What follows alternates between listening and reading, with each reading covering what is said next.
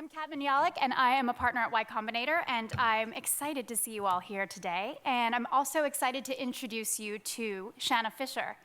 Shana is the founder and managing partner of Highline Venture Partners, which is based here in New York City. And she's also a board partner at Andreessen Horowitz. As an early stage investor, Shana invested in companies like MakerBot, Pinterest, 53, Refinery 29, and even YC alum Stripe. So investors know her as someone who has this incredible ability to recognize greatness in early stage entrepreneurs, even before they have traction. But maybe more importantly, her portfolio companies know her as someone who helps them realize that greatness. So we're really lucky to have her here today, and I am excited to welcome Shana Fisher.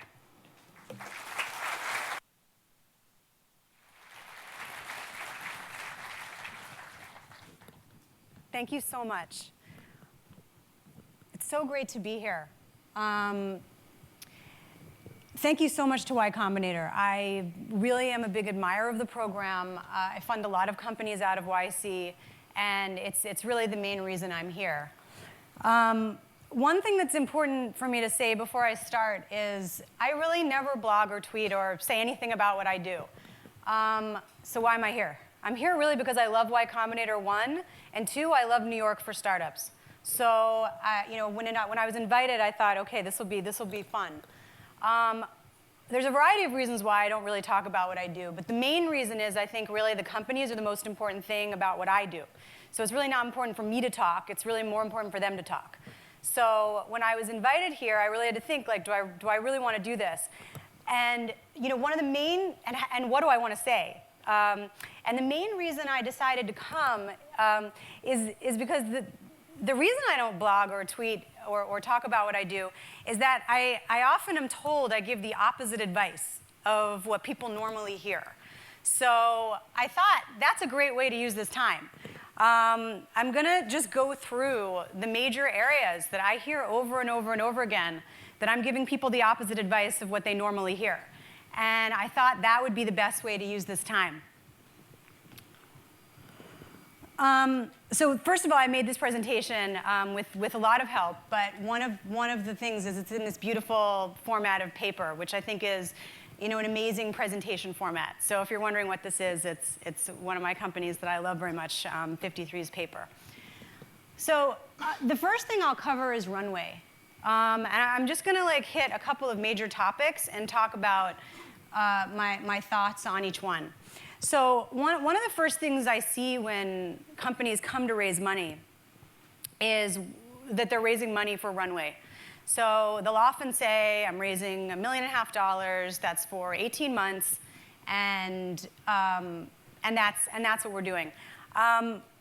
Right there, I don't like that. So I like when people are raising money to get their company done by any means necessary. It's not about having 18 months.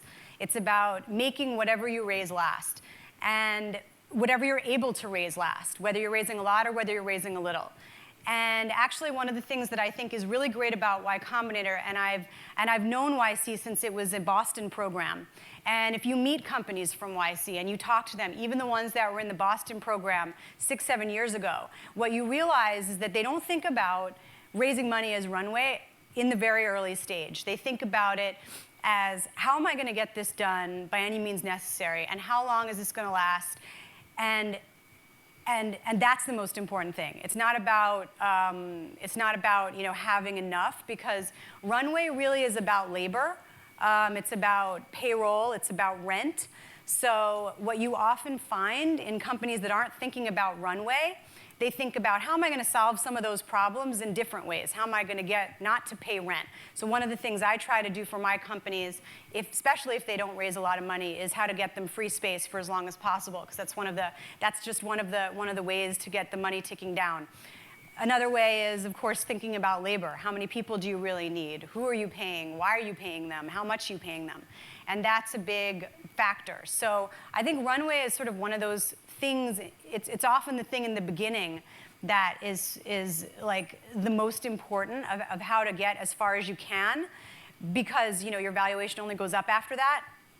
And hopefully that's sort of my philosophy on Runway. Founders, co-founders. Common knowledge, I think, is that it's good to have co-founders.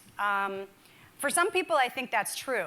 I have a lot of single founders in my portfolio. I think it's not always right to have co-founders. I think certain people that can take a company really far actually are not actually equipped to have co-founders. They're actually better being a single founder. And so I don't make exceptions to that. I like to see people that can take the company the distance, and having a single founder might sometimes be the best way to do that. If you do have co-founders, I think it's really important not to have repeat skills. Developer, designer, obviously incredibly important. Product, sometimes that's inside a developer, sometimes that's outside. Sometimes that's inside a designer, sometimes that's outside. I think it's really important when you're looking at who you're starting a company with. I'm not going to make a generalization. Sometimes, people have known each other forever. They may have overlapping skills. They may have known each other growing up, and may be the right person to start a company with. But a lot of times what I'm seeing are people that just met the person a couple weeks ago or months ago because they wanted to start a company. Now that starting a company is just something people do when they graduate. There's so many companies. People feel like that's the only way to do it. And I think that some people are just better to be single founders, and you should structure the company around your own skills. Time.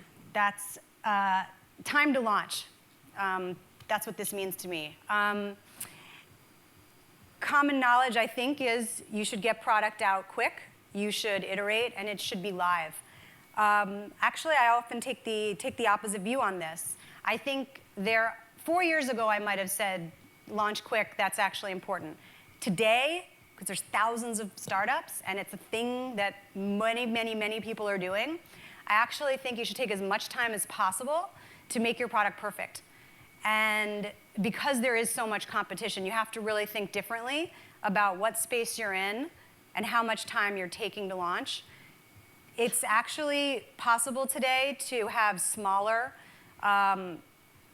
groups of users. It doesn't have to be live.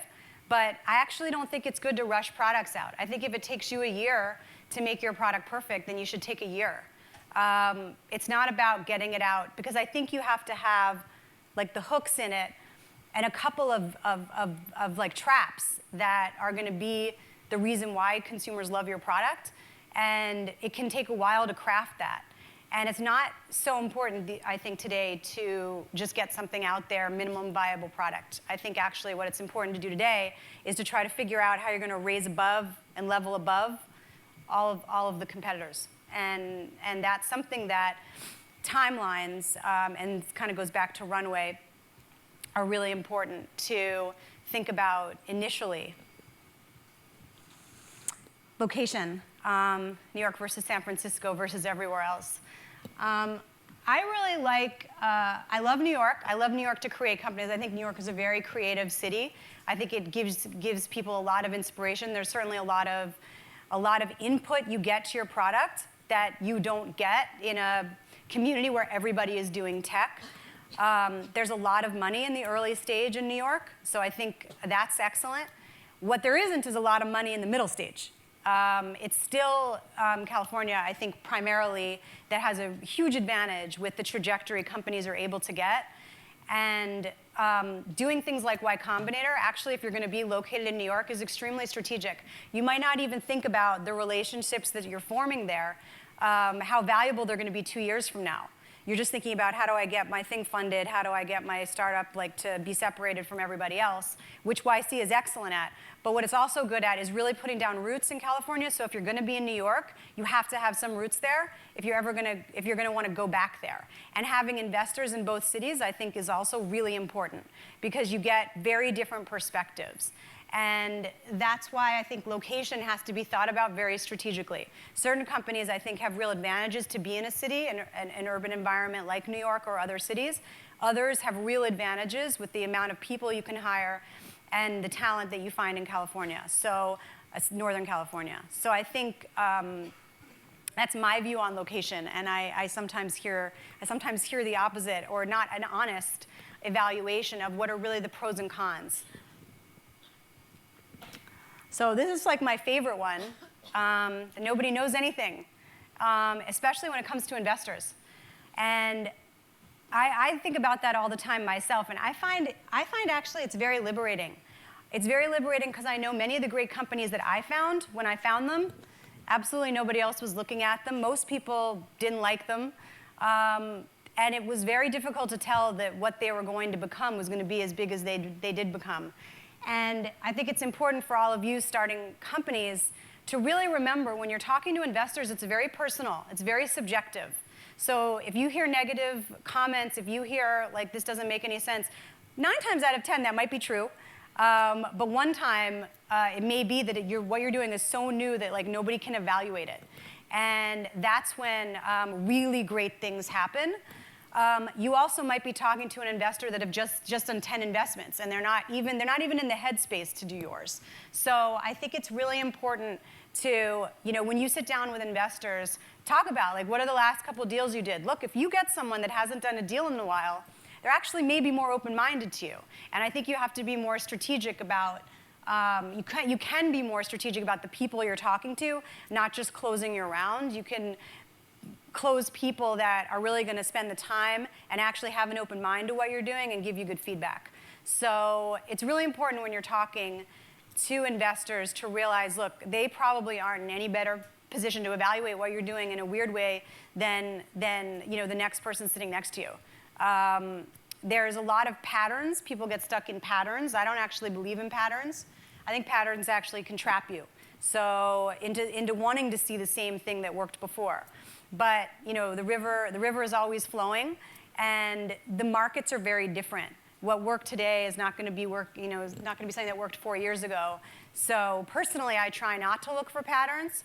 I'm also going to contradict myself a lot, so I'm talking about patterns, but I'm talking about my advice. But I think when you're starting here and really crafting your company, just thinking about the role that investors play and who you're talking to and where are they coming from. Kind of do some research when you sit down with them before you just launch into your presentation, and you'll get a sense, hey, is this person even like a candidate, or are they probably, kind of like, is their plate already full?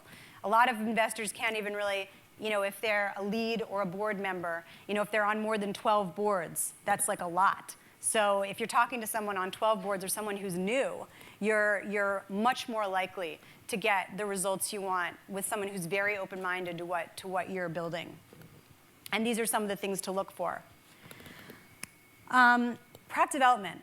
I have a couple things on product development that I find myself going over a lot.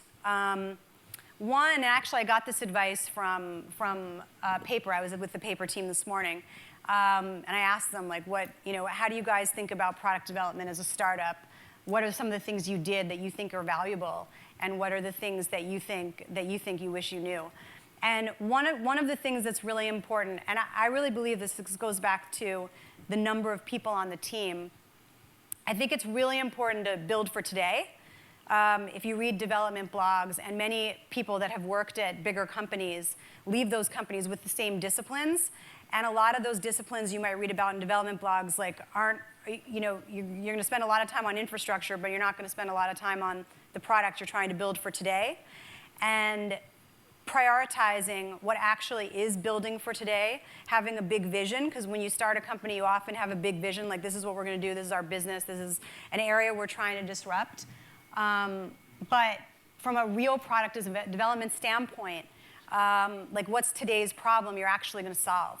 And I often advise companies that are also going to YC, go to YC to grow, because some of the connections and the relationships you're making have really been incredible difference makers for companies to either get other startups using their product or take advantage of the mentors there to teach them like really how to craft growth when you have that solid product. And I think that's like one of the best things to remember about building. Another thing I like to think about, again, time. I think you want to take as much time as possible to build a perfect product. One thing that's related to this is design. I think today design is really becoming, it's like all the same. Great design is all the same. There's the same CSS templates a lot of people are using, and so the designs kind of bleed into each other. You know kind of what makes great design today. It's like flat.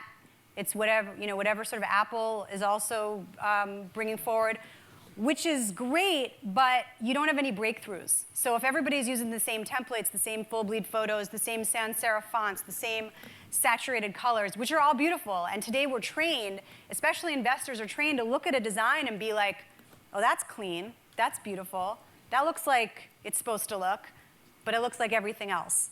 So what I actually like to look for, and I funded a lot of stuff that did not look good, because I knew like all you have to do is like a tip of the iceberg. You just have to put some design onto that. But if you have something really breakthrough, don't worry about how it looks. Because how it looks is often going to be something you can do. Use one of those CSS templates that everybody else is going to judge you by.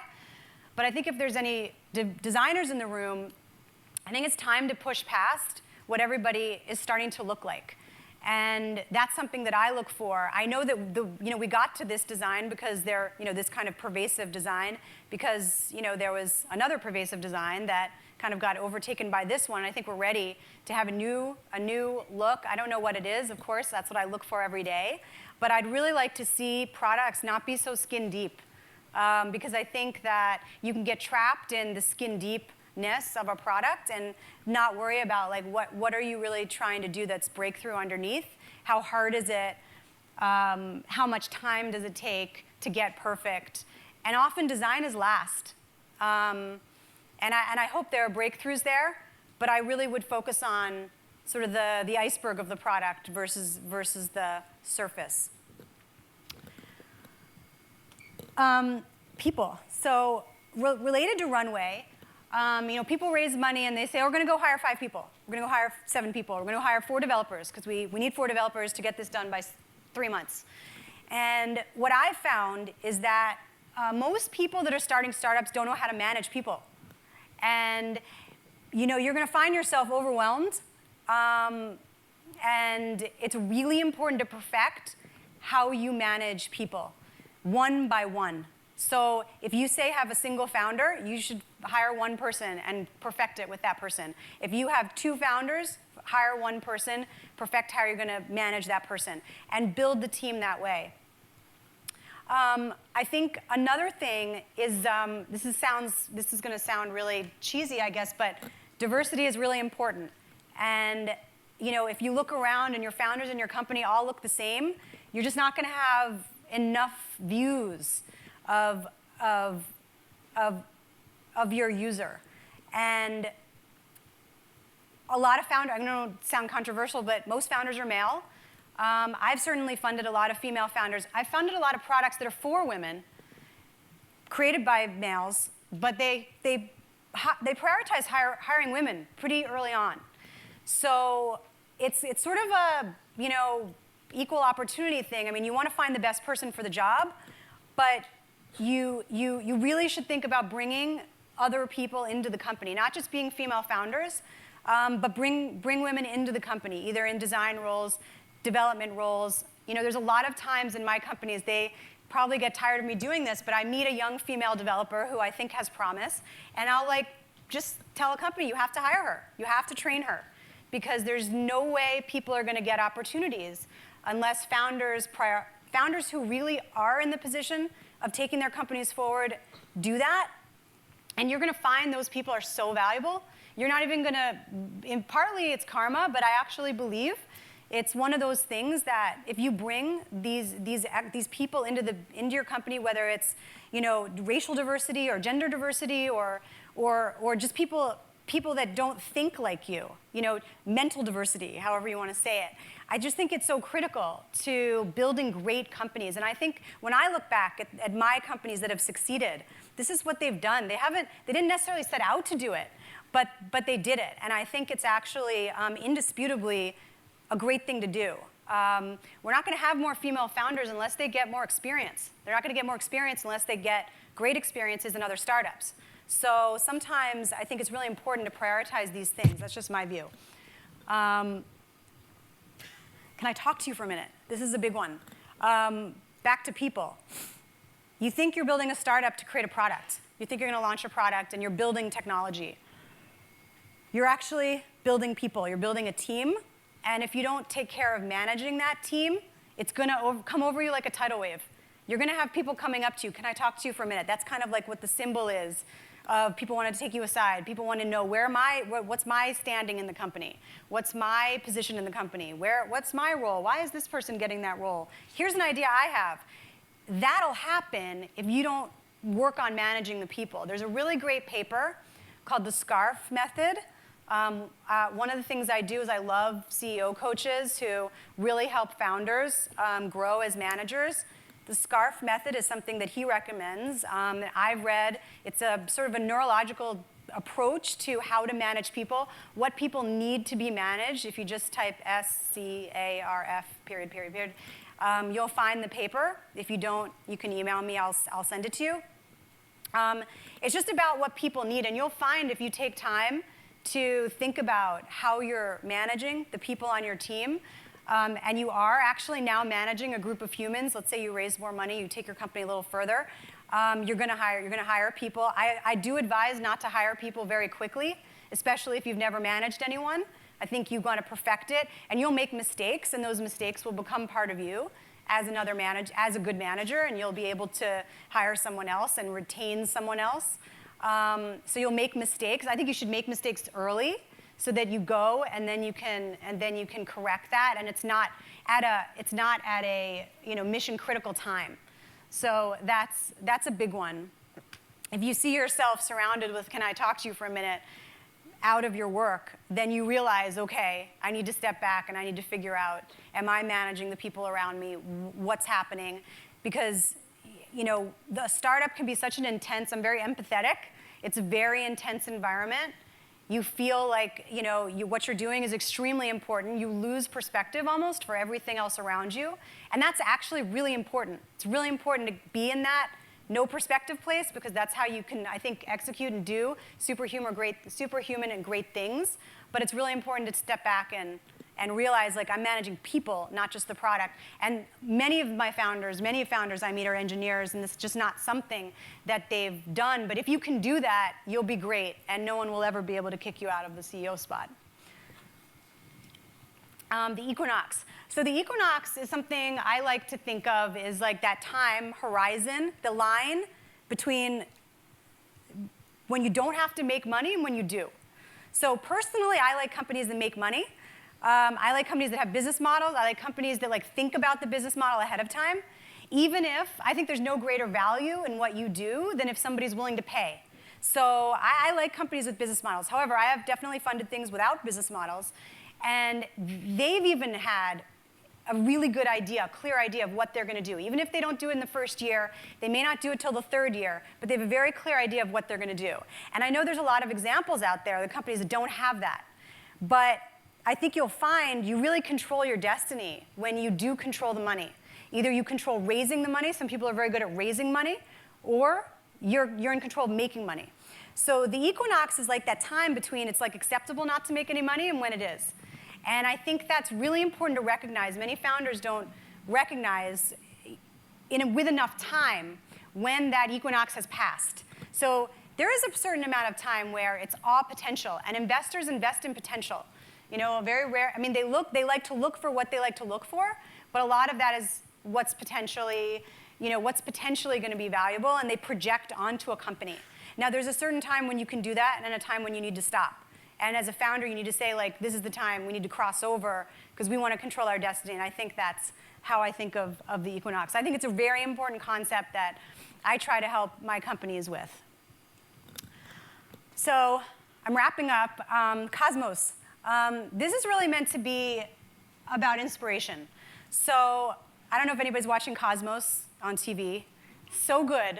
It's so good. And I went back and watched the old Cosmos. I remember growing up how much I loved the original Cosmos, and that really had a profound impact on me. And if you're watching Cosmos, and I really recommend everybody do, it's on Fox. It's just the head of the Hayden Planetarium is the narrator. And I recommend going to see the Dark Matter show, actually, at the Hayden Planetarium. It's really extraordinary.